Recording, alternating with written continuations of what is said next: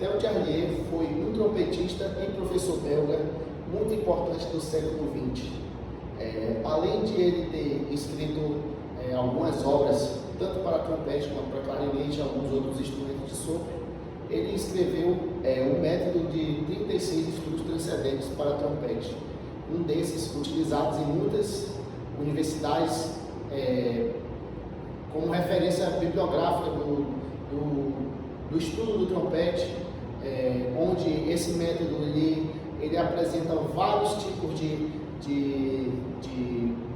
de assuntos referentes ao trompete e assuntos importantes, tais como estudos de intervalo, estudos de articulação, estudos de estilo musical. Então, uma obra a ser executada será o estudo número 6 desse método, de 36 estudos transcendentes.